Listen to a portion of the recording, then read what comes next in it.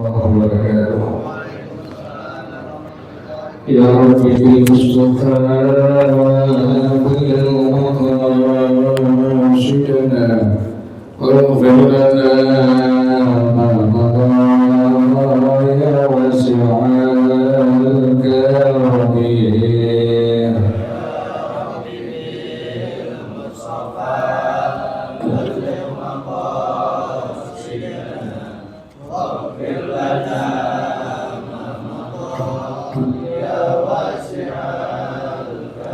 لم يهتلم قطرها مطلقا أبدا وما تثاب أصلا في مدى الزمن.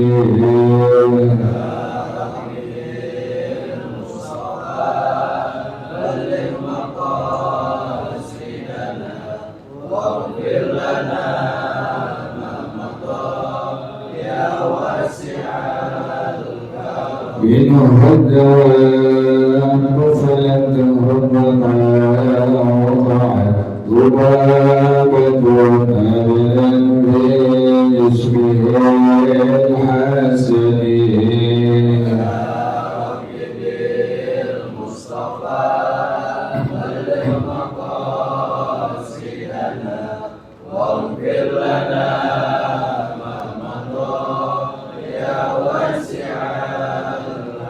بخلفه كان ما من رؤية ثبت ولا يرى أكثر للمن والعالمين.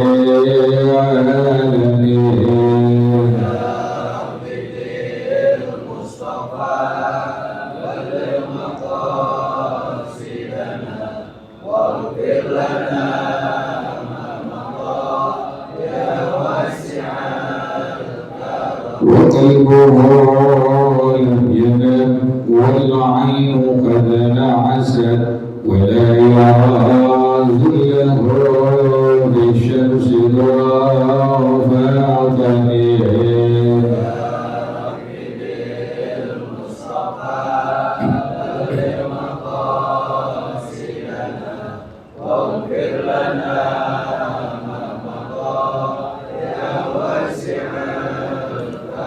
كتفاه قد علتا قوما إذا جلسوا عند الولادة سفيان بما خدتني.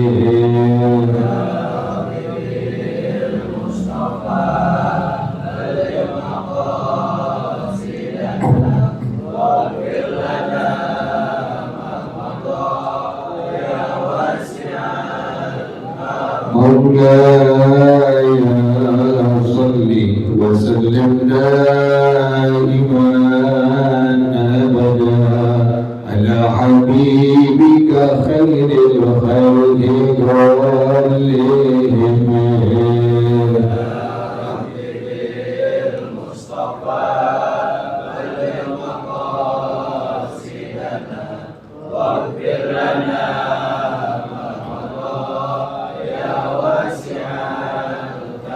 محمد سيد الكونين والثقلين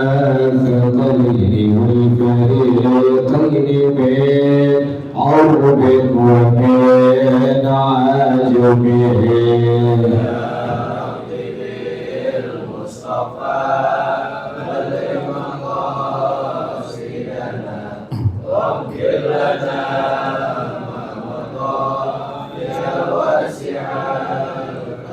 ومن تكن برسول الله نصرته إن تكن مسلمي أجابها تجميل.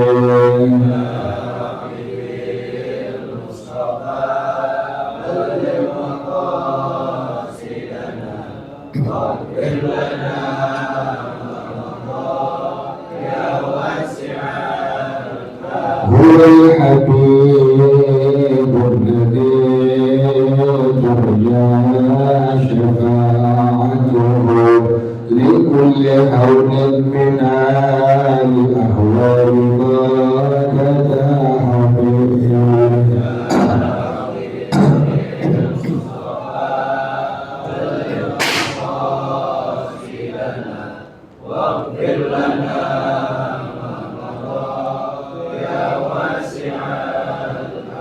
وكلهم من رسول الله ملتمس طرفا من البحر أو عشفا من الدين.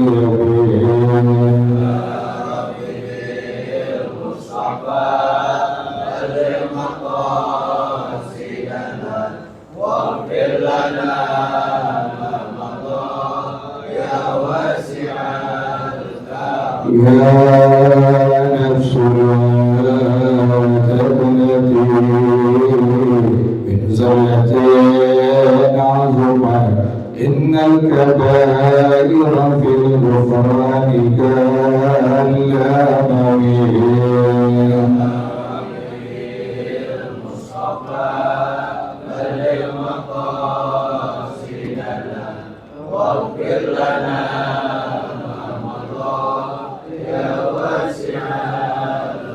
ولن يدين رسول الله جاهك به إذا الكريم تجلى باسم منتجمه.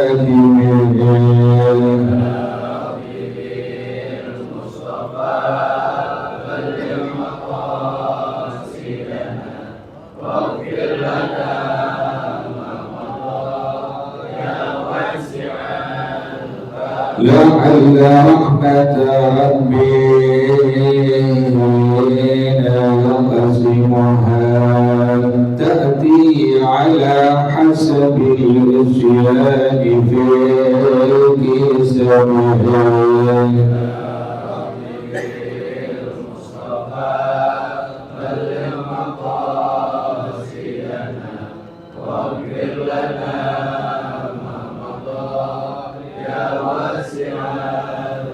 مولاي صل وسلم دائما أبدا على حبيبك خير الخلق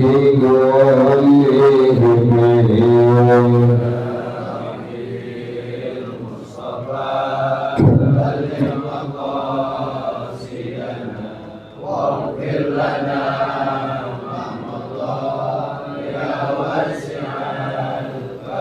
اللهم صل وسلم وبارك عليه وعلى آله. الفاتحة إلى رسول الله صلى الله عليه وسلم، ثم إلى أرواح آبائه وإخوانه الأنبياء والمرسلين والصحابة أجمعين والعلماء العاملين، ثم إلى أرواح آبائنا وأمهاتنا وأجدادنا وجداتنا ومشايخنا والراحمين في الدين ولجميع المسلمين والمسلمات والمؤمنين والمؤمنات. صلى الله شيخنا ورب أرواحنا الحبيب عبد الرحمن بن أحمد السقاف، شيخنا ورب أرواحنا الحبيب علي بن الحبيب عبد الرحمن السقاف، شيخنا ورب أرواحنا اهدي ورد بالجهد والخير، وإلى روح أن يفهم الكتاب الشيخ زيد بن عبد العزيز المليبري الشافعي وأوصالهم وفرائهم أن الله تغشاهم بالرحمة والمغفرة، أن الله يغفر لهم ويرحمهم ويعلي درجاتهم بالجنة ويعيد علينا من بركاتهم وأسرارهم وأنوارهم وعلومهم ونفحاتهم وكراماتهم وإمدادهم في الدين والدنيا والآخرة. الفاتحة على هذه النية وعلى كل نية صالحة جالبة لكل خير دافعة لكل شر، وإلى حضرة النبي محمد صلى الله عليه وآله وصحبه وسلم. الفاتحة. أعوذ بالله من الشيطان الرجيم. بسم الله الرحمن الرحيم. الحمد لله رب العالمين الرحمن الرحيم مالك يوم الدين. إياك نعبد وإياك نستعين. اهدنا الصراط المستقيم صراط الذين أنعمت عليهم غير المغضوب عليهم ولا الضالين آمين. اللهم صل وسلم على سيدنا محمد الفاتح لما أغلق الخاتم لما سبق الناصر الحق بالحق والهادي إلى صراطك المستقيم وعلى آله وصحبه حق قدره ومقداره العظيم. اللهم أخرجنا من ظلمات الوهم وأكرمنا بنور الفهم وافتح علينا بمعرفة العلم وحسن أخلاقنا بالحلم وسهل لنا أبواب فضلك وانشر علينا من خزائن رحمتك يا أرحم الراحمين. بسم الله الرحمن الرحيم. وكره بناء له عين القبر أو عليه لصحة النحي عنه بلا حاجة كخوف نبش أو حفر سبع أو هدم سيل ومحل كراحة البناء إذا كان بملكه فإن كان بناء نفس القبر بغير حاجة مما مر أو نحو قبة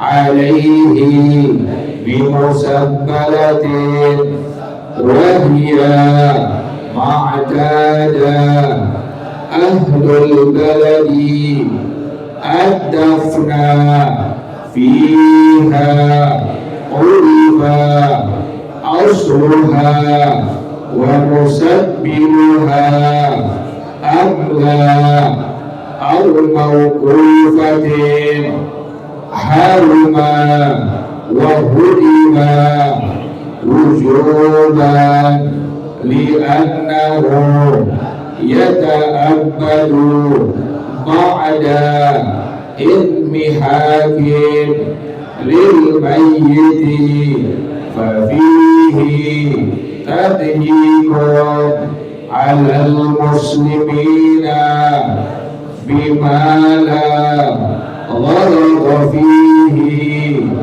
والله أعلم بالصواب. بسم الله الرحمن الرحيم. الحمد لله رب العالمين والصلاة والسلام على أشرف الأنبياء والمرسلين وعلى آله وصحبه أجمعين.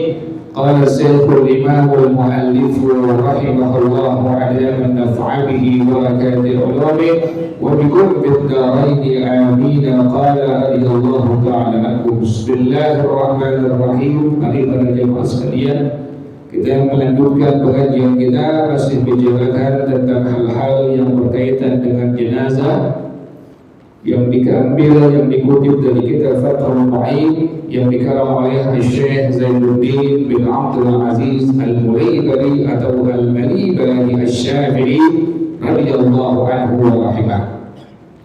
Maka pengarang rahimahullah dia mengatakan wa kuriha bina'un lahu ainil qabri ay fi batinil ardi, makruh hukumnya membangun kuburan sampai ke bagian dalamnya.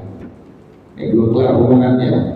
Jadi hukum yang pertama dalam madhab al-Imam Asy-Syafi'i radhiyallahu anhu wa rahimah, bahwasanya kuburan itu bila dibangun sampai ke bawah dasarnya ya, tanahnya dicor misalnya, itu hukumnya makruh. Au alaihi, atau dibangun di atasnya, jadi ke bawahnya dibangun kuburan, hukumnya makruh, nggak sampai haramnya. Nggak sampai haram, nanti ada keterangannya. Bila haram itu nanti ada keterangan lagi. Jadi jangan langsung ambil keputusan, kemudian lihat baca separuh-separuh, ini masih koma, belum titik, udah ambil kesimpulan. Berarti kuburan nggak boleh diapain, nggak boleh dibangun-bangun. Nanti penjelasannya secara rinci dijelaskan oleh ulama-ulama kita dalam madhab al-Imam Asy-Syafi'i radhiyallahu anhu wa rahimah. Jadi hukum yang pertama, makruh membangun kuburan sampai ke bawah-bawahnya dicor misalnya, au alaihi, atau ke atas-atasnya, sampingnya, luar-luar kuburannya, lisihhatin nahyi anhu, karena ada larangan yang sah dari baginda Rasulullah sallallahu alaihi wasallam. Nabi melarang. Hadisnya hadis yang sahih riwayat Imam Muslim. Beliau mengatakan, naha Rasulullah sallallahu alaihi wasallam an yujassasal qadru aw wa yubna wa an yubna alaihi wa an yuq'ada alaihi. Rasulullah sallallahu alaihi wasallam melarang, enggak boleh kuburan itu sampai dibangun-bangun ya. Ini hukum yang pertama adalah makruh. Makruhnya bila bagaimana? Bila hajatin, tanpa ada hajat sama sekali. Jadi saya ulang kembali. Dalam madhab al-Imam Asy-Syafi'i radhiyallahu anhu wa rahimah, membangun kuburan bagian bawahnya atau bagian atasnya, samping kanan kirinya, itu hukumnya adalah makruh. Makruh bila seandainya tidak ada hajat, tidak ada keperluan sama sekali. Seperti apa itu hajat? Kakhawfi nafsi, seperti khawatir nanti bakal digali, itu hajat itu contohnya. Au hafri sabu'in, atau seperti nanti khawatir bakal digali oleh binatang buas. Saya ulang kembali biar kalian paham. Makruh hukumnya dalam madhab al-Imam Asy-Syafi'i radhiyallahu anhu, membangun kuburan dicor ke bagian bawah atau dibangun di mananya? Di atasnya, pinggir kanan kiri atau di atasnya. Ini makruh, hukum ini berlaku bila tidak ada apa? Bila tidak ada hajat, bila tidak ada kebutuhan, keperluan sama sekali. Bagaimana contoh hajat di sini? Seperti bila tidak ada khawatir kuburan ini bakal digali, atau yang kedua, bila tidak ada khawatir nanti ada binatang buas yang apa? Yang menggalinya. Atau yang ketiga, au hadmi sailin, atau bila seandainya sampai hancur ini kuburan sebab ada banjir bandang. Nah, bila ada hajat bagaimana? Jadi hukum yang pertama, membangun kuburan ke bagian bawahnya atau bagian atasnya, kanan kirinya, dalam madhab al-Imam Asy-Syafi'i radhiyallahu anhu wa rahimah, bila tidak ada hajat maka hukumnya hanya sebatas apa tadi? Makruh, tidak sampai haram. Bagaimana contoh hajat? Contoh hajat seperti tidak ada khawatir bakal digali.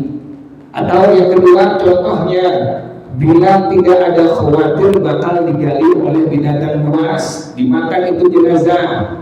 Atau contoh yang ketiga, ada hajat bila tidak khawatir nanti ini kuburan bakal roboh sebab ada banjir bandang. Wa mahallul makruhatil bina'i, dan tempat makruhnya membangun kuburan idza kana bimilkihi ayil bani, bila seandainya bangunan itu ada di tanah milik itu orang. Ini ada orang beli tanah, berarti milik siapa itu? Milik dia tanahnya. Kemudian ada orang meninggal dunia, dikubur di tanah yang dia beli, yang merupakan miliknya. Bila keadaannya demikian, bila keadaannya adalah miliknya, maka membangun kuburan, mau dicor ke bawah atau bagian atasnya samping kanan kiri adalah hukumnya hanya sebatas makruh. Jelas ya, paham ya? Tidak sampai apa? Tidak sampai haram. Tetapi fa in kana bina nafsil qabri bi ghairi hajatin mimma marra, maka jika membangun kuburan itu sendiri tanpa ada hajat sama sekali dari hajat keterangan yang telah lewat di atas, tidak khawatir bakal digali, tidak khawatir nanti bakal digali oleh binatang buas kemudian dimakan itu jenazah, tidak khawatir ada dirobohkan oleh banjir bandang. Bila tidak ada hajat sama sekali, al-nahwi kubbatin, atau membangun seumpama dengan kubah, dibangun pakai kubah itu kuburan, alaihi bimusabbalatin, di tanah yang sifatnya pemakaman umum, wahia yang disebut sebagai musabbalah ma'tada ahlul baladi ad-dafna fiha, adalah tanah yang biasa negeri orang-orang negeri setempat menguburkan orang pada tanah tersebut. Jadi ini ada pemakaman umum. Biasanya orang kampung kalau ada orang yang meninggal dunia maka dikubur di situ. Nah ini tanah musabbalah. Urifa asluha wa musabbiluha amla, diketahui asluha, diketahui yang punya siapa, aikanat mamlukatan fasubbilan, awalnya tanah ini ada yang punya kemudian menjadi pemakaman umum. Atau yang kedua awwatan wa ja'aluhu maqbaratan, atau tanahnya tanah yang tak bertua kemudian orang kampung menjadikan sebagai tanah kuburan. Jadi bila tidak ada hajat sama sekali dari keterangan di atas, atau tanahnya tanah yang sifatnya pemakaman umum tadi yang disebut sebagai musabbalah adalah orang kampung biasa nguburin orang di dalamnya, diketahui asluha, kalimat asluha adalah aikanat mamlukatan fasubbilan, ini tanah ada yang punya kemudian dijadikan sebagai pemakaman umum. Atau tanah ini mawatan wa ja'aluhu maqbaratan, tanah ini tanah yang tak bertua kemudian orang kampung menjadikannya sebagai pemakaman umum.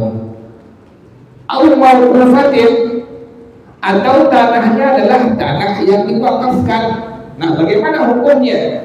Kan tadi hukum yang pertama membangun kuburan, mau ke bagian bawah atau bagian atas samping kanan kiri bila ada hajat. Tadi hajat kebutuhan keperluan, tadi contohnya tidak ada khawatir digali, atau yang kedua tidak khawatir digali oleh binatang buas, atau yang ketiga tidak khawatir hancur dengan banjir bandang. Maka bila keadaannya demikian tanpa ada hajat, hukumnya hanya sebatas makruh saja. Jelas ya?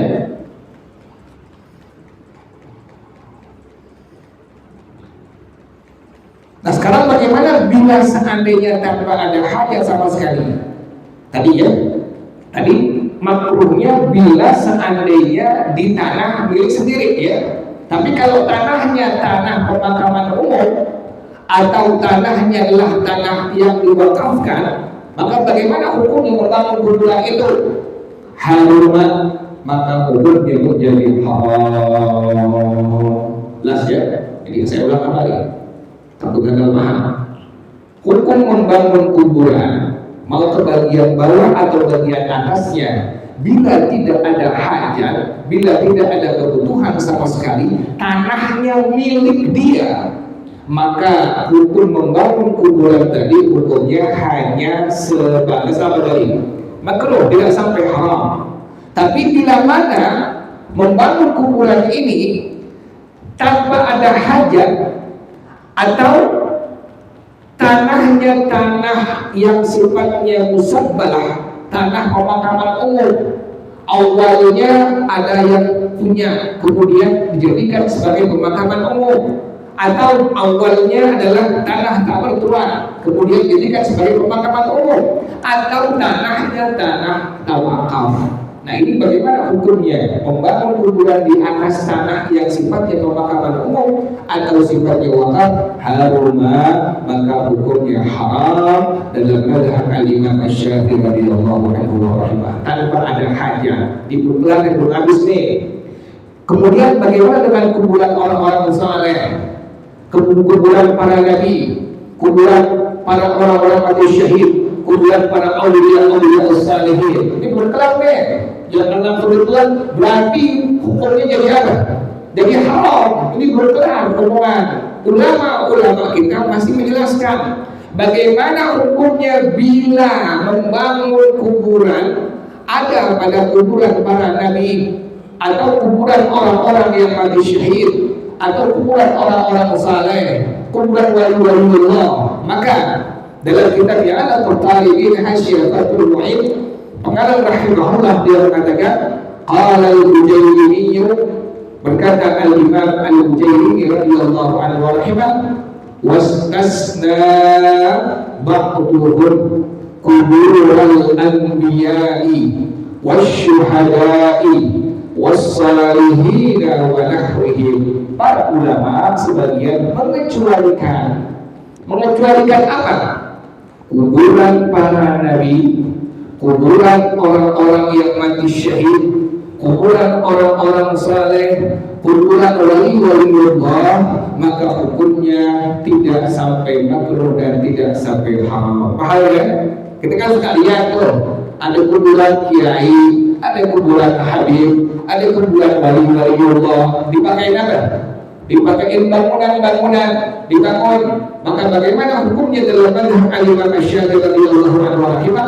Maka pengarang rahimahullah dalam kitab Al-Talibin Hasyiyah Fathul Mu'in beliau jelaskan, berkata Al-Imam Al-Bujailini radhiyallahu anhu rahimah, bahwasanya sebagian ulama kita dalam mazhab Al-Imam Asy-Syafi'i radhiyallahu anhu mengecualikan makam-makam kuburan-kuburan para nabi, para rasul, orang-orang yang mati syahid, orang-orang saleh, wali-waliullah, maka diperbolehkan untuk dibangun. Bahkan dalam kitab ini disebutkan, na'am, akan tetapi kubur salihina yajuzu bina'uha walau biqurbatin.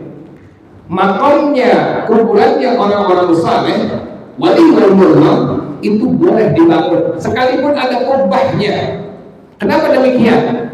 Para ulama dalam mazhab Al-Imam Asy-Syafi'i radhiyallahu anhu memperbolehkan membangun kuburan orang-orang saleh, membangun kuburan para wali-wali sekalipun menggunakan kubah, li ihya'iz ziyarati wat tabarruki, agar dihidupkan menziarahi orang-orang saleh, menziarahi kekasih-kekasih Allah dan mengambil berkah dari mereka semua. Jelas ya? Jadi ini semua dikecualikan pada kuburannya, makamnya para nabi, makamnya para rasul. Ente yang pernah haji umrah, lihat makamnya Rasulullah SAW, di mana enggak? Di mana? Ente lihat kuburan di Mesir, Al-Imam Asy-Syafi'i, semua ulama ente lihat, di mana enggak? Di mana? Ini dikecualikan dalam mazhab Al-Imam Asy-Syafi'i radhiyallahu anhu. Biar kalian paham, kalian enggak boleh itu. Tidak demikian.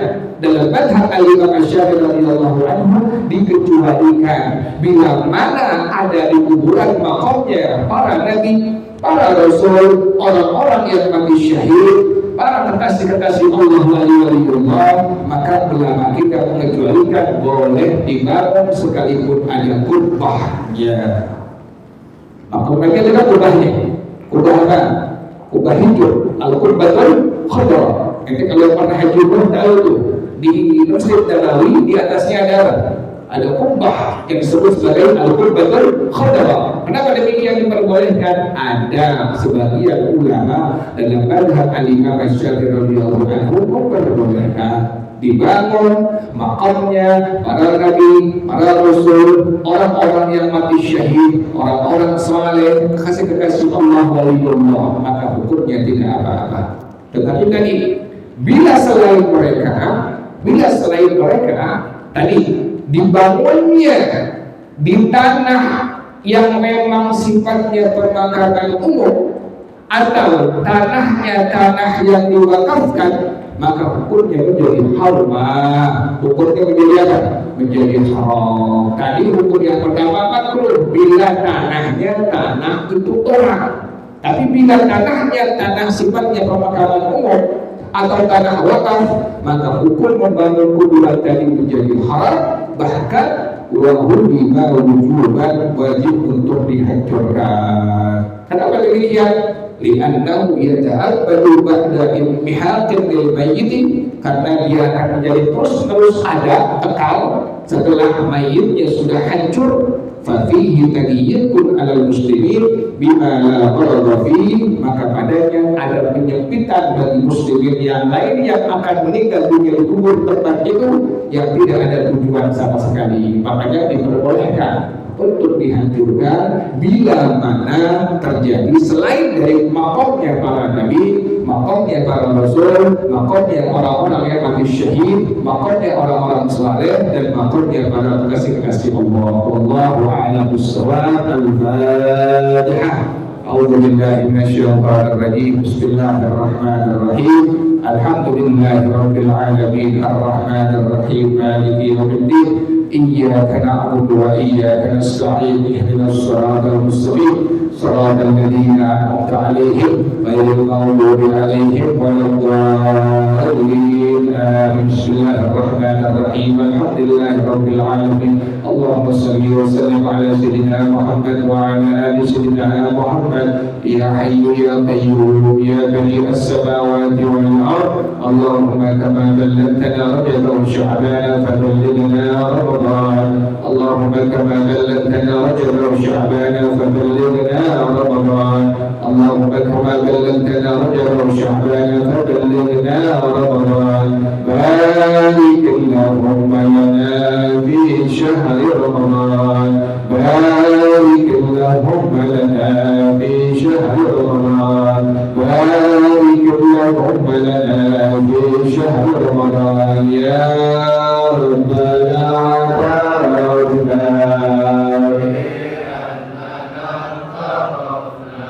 وأننا أسرفنا وعلى لظى أشرفنا فتب علينا توبة تغسل كل حوبة واستر لنا العورات وآمن الرواد واغفر لوالدينا ربي ومولينا والأهل والإخوان وسائر الخلان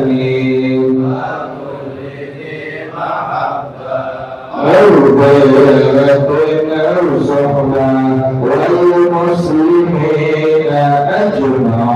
آمين ربي اسمع فضلا وجودا منا لا باكتساب منا بالمصطفى الرسول نحظى بكل سرور. صلى وسلم ربي عليه أنت الحب والآل والأصحاب عبادة الصحب والحمد لله بالبدء والتناهي. Kita bersama-sama Subhanallahumma wa bihamdika asyhadu an la ilaha illa anta astaghfiruka wa atubu ilaik. Alhamdulillah ala ni'matillah, alhamdulillah ala barakatillah, alhamdulillah hamdan yuwafi ni'amahu wa yukafi mazida, walhamdulillah rabbil alamin. Ya Rasulullah salamun alaik ya Rabbi ya Rasulullah salamun alaik ya Rabbi ya Rasulullah salamun alaik ya Rabbi Asya liwajaraji. Allahumma salli wa sallim wa barik alaihi wa ala alihi wa sahbihi. Silahkan kita terus sebentar ya. Assalamualaikum warahmatullahi wabarakatuh.